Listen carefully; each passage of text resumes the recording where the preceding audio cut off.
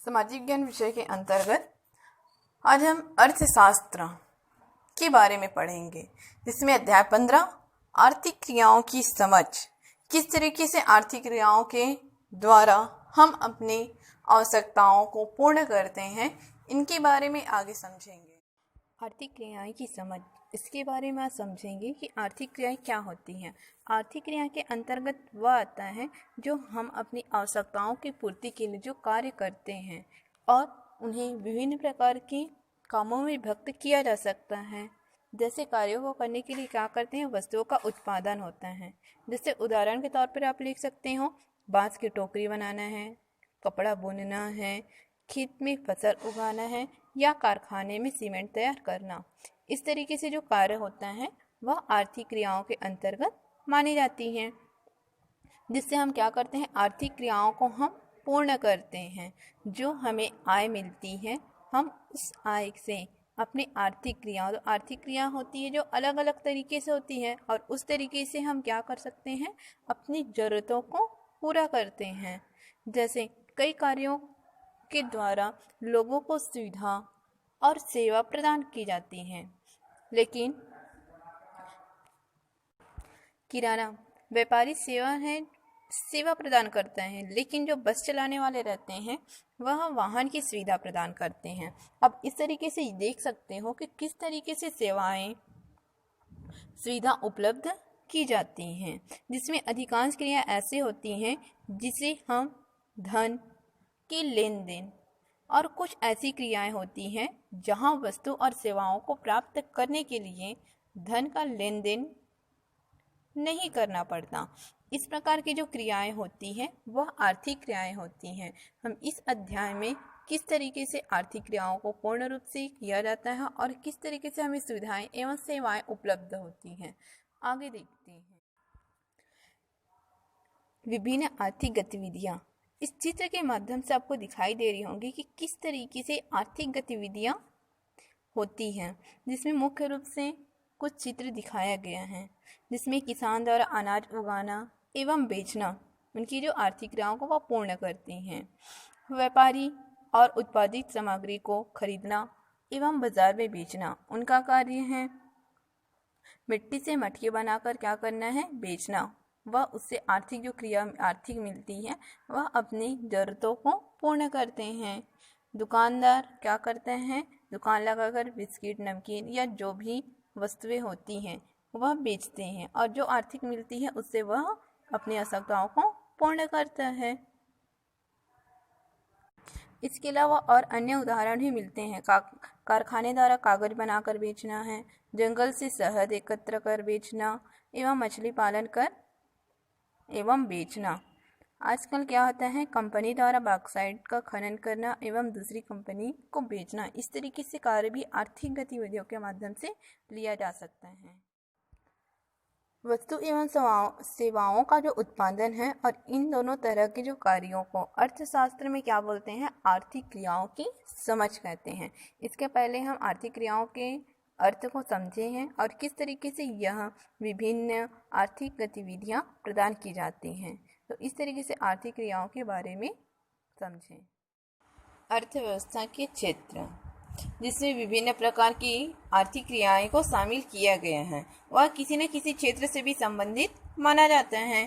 जैसे उत्पादन के आधार पर आर्थिक क्रियाएं जो हैं हम एक निश्चित क्षेत्र के अंतर्गत वर्गीकृत कर सकते हैं, लेकिन इसके अंतर्गत इन्हें कृषि क्षेत्र, उद्योग क्षेत्र और सेवा क्षेत्र में हम विभाजित कर सकते हैं।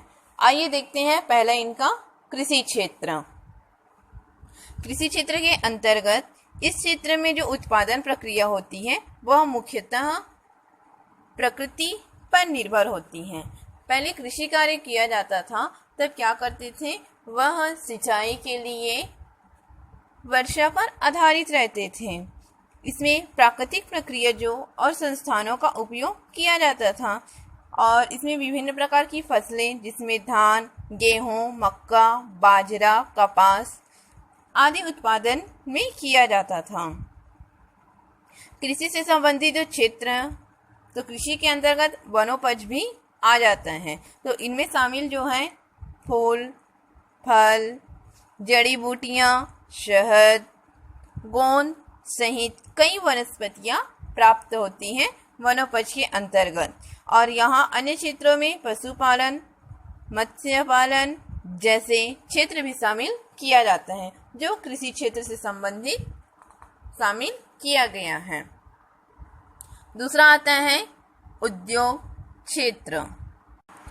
इस क्षेत्र में लोग श्रम एवं आजकल मशीनों एवं औजारों के उपयोग से क्या करते हैं, विनिर्माण किया जाता है और उत्पादन के द्वारा यह वस्तुओं का निर्माण भी करते हैं।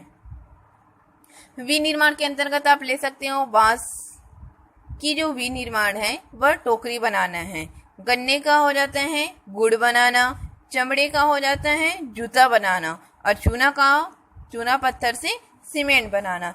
इस तरीके से उद्योग का निर्माण किया जाता है, जिसे मुख्य रूप से कुटीर उद्योग और लघु उद्योग के मध्य यह बृहद उद्योग के रूप में भी विकसित किया जाता है। कुटीर उद्योग की तुलना अगर लघु उद्योगों से करते हैं तो श्रमिकों की संख्या एवं पूंजी की मात्रा भी अधिक होती है। इनमें कुछ छोटी एवं मध्यम मशीनें का उपयोग करके उत्पादन करते हैं, जैसे धान मिल, छपाई कारखाना, ईटा भट्ठा और छोटे कारखाने जो उद्योगों के लघु उद्योग की श्रेणी में आते हैं। बृहद उद्योग कर ले सकते हो, जिसमें जो लघु उद्योग की अपेक्षा वो क्या होती है, अत्यधिक पूंजी एवं संसाधन का उपयोग होता है और बड़े कारखाने में जो होने वाले कार्य है वह बृहद उद्योग के अंतर्गत लाई जाती हैं, जिसके लिए बड़ी संख्या में श्रमिकों की आवश्यकता होती है और उनके परिश्रम के अनुसार कार्य किया जाता है। जैसे उदाहरण के तौर पर सीमेंट एवं इस्पात के कारखाने लिए जा सकते हैं। अगला आता है सेवा क्षेत्र। इस क्षेत्र में जिसे उस विशिष्ट प्रकार की सेवाएं को शामिल किया गया है, तो जिसमें चिकित्सा है, नर्सिंग, वकालत, अध्यापन आदि पेशेवरों द्वारा जो सेवाएं दी जाती है या किया जाता है वह सेवा क्षेत्र के अंतर्गत शामिल किया गया है। और इसके अतिरिक्त उन सेवाओं को भी सम्मिलित किया गया जिसमें उत्पादन की प्रक्रिया में सहयोग प्रदान करती हैं। जैसे उत्पादकों में क्या होती हैं, बाजारों पर ट्रैक्टर या ट्रक द्वारा पहुंचाना, व्यापारी द्वारा दूर दूर तक बाजारों या वस्तुओं को पहुंचाना, बैंकिंग सेवाएं देना, दूरसंचार संबंधित सेवाएं, यह सब सेवा क्षेत्र के अंतर्गत लिया या शामिल किया जाता है।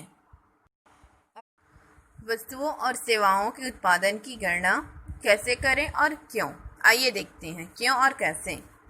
जैसे आज लोग क्या करते हैं, विभिन्न प्रकार की आर्थिक क्रियाओं में लगे हुए हैं, जो अपनी आर्थिक क्रियाओं की पूर्ति किस प्रकार करें, और इसमें बड़ी संख्या में वस्तुओं एवं सेवाओं का उत्पादन भी कर रहे हैं, जिसमें किसी भी राष्ट्र के कुल उत्पादन को जानने के लिए हमें राष्ट्र की सभी उत्पादित वस्तुओं एवं सेवाओं का कुल उत्पादन करना आवश्यक है और से यह पता चलेगा कि किस प्रकार से इसकी आवश्यकताओं को कुल उत्पादन के माध्यम से उपयोग किया जाता है।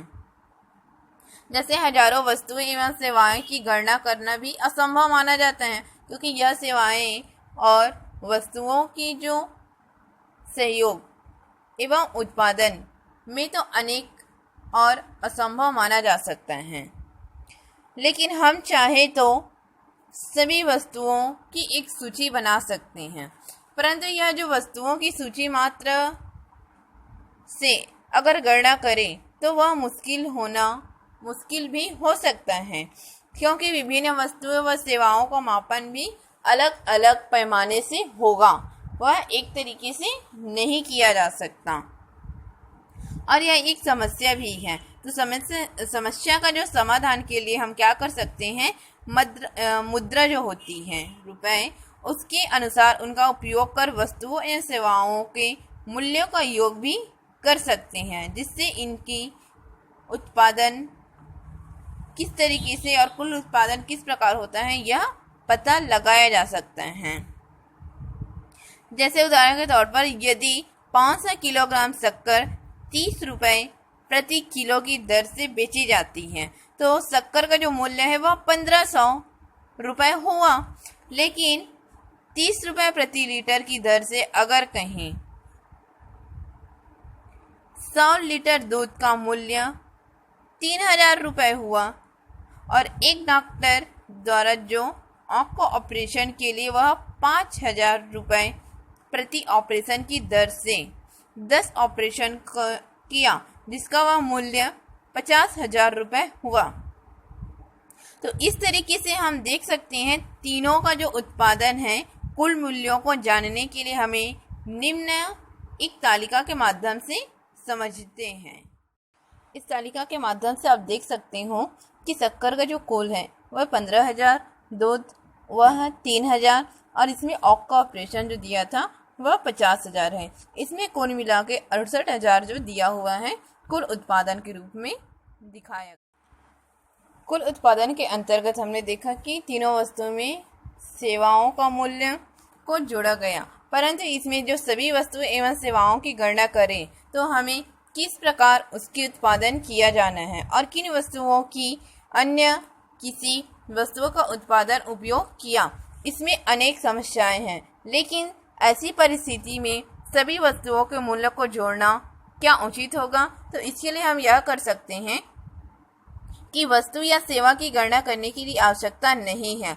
हमें तो उन वस्तुओं की गणना करनी चाहिए जिनका उपयोग एवं उनके मूल्यों की गणना के अनुसार है। और इसके लिए हम एक उदाहरण के माध्यम से समझेंगे कि मध्यवर्ती वस्तुएं किस प्रकार से निकाली जाती हैं। जैसे माना कि एक किसान है और वह किसी राइस मिल में 10 रुपये प्रति किलोग्राम की दर से क्या करता है, 100 किलोग्राम जो है धान बेचता है। लेकिन इस प्रकार धान जो विक्रय का रहता है वह 1000 रुपये हुआ और यह किसान धन उत्पादन के लिए स्वयं के घर का बीज उपयोग किया और प्रयोग किया।